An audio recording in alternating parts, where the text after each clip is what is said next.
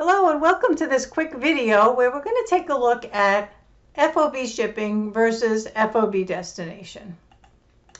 Now, why is FOB shipping versus FOB destination important when we're talking about the shipment of goods from a seller to a buyer? It's important because it determines which party owns the goods.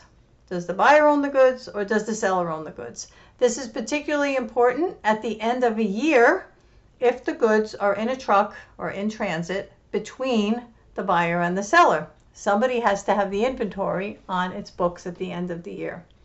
It also determines, in many cases, which party pays for shipping. So let's take a look at these two.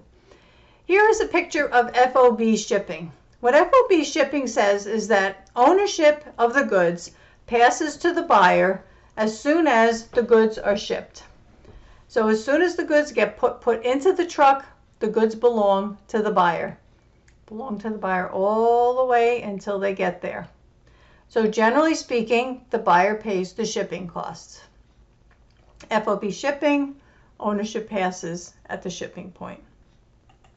FOB destination says ownership doesn't pass until the goods arrive at their destination, which is when the goods are received by the buyer. So the seller puts the goods in the truck. The seller owns the goods all the way until they get to the destination. So generally, the seller pays the shipping costs. So these belong to the seller until they arrive at destination. FOB destination, ownership passes at the destination. Now, seems very simple, right? FOB shipping, ownership passes at the shipping point. FOB destination, ownership passes at the destination. It gets tricky when you're looking at examples in your texts and you're trying to decide who's the buyer, who's the seller, and who owns the goods and whether the seller is allowed to record a sale. Let's look at a couple of examples. Joe's Mows ships lawnmowers to Harry's Motor Supply on December 28th, FOB shipping. Who owns the goods on December 31st? Joe's Mows is seller. Harry's Motor Supply is buyer, right? FOB shipping. So what happens? Harry's Motor Supply, the buyer owns the goods as soon as they are shipped. FOB shipping, right? As soon as it's put on the truck, the buyer owns the goods. So they own them at December 31st. Even if they haven't arrived yet. Joe's Mows can record the sale before the end of the year and remove the goods from its inventory. Okay? So at December 31st, whether the goods have arrived or not, it doesn't matter. If the goods arrive sometime in January, it doesn't matter. Harry still owns the goods. All right, let's look at another example. Gabriella's Boutique receives goods on January 2nd that were shipped FOB destination by the clothing warehouse on December 26th.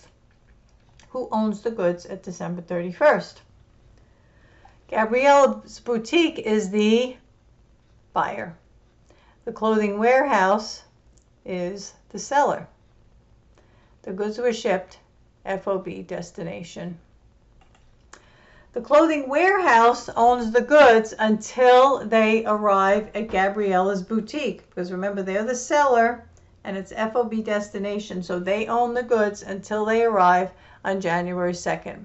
No sales recorded, so the clothing warehouse cannot record a sale in the year ended December 31st because the sale is not recorded until January 2nd. And the clothing warehouse includes the goods in its inventory at the end of the year. You know, if you're having trouble with questions like this, don't be afraid to write down buyer, seller, draw a picture, draw a truck, whatever you need to do. And I hope this helps you with FOB shipping and FOB destination. Please like my videos, subscribe to my channel, and I hope to see you in the next video. Happy accounting!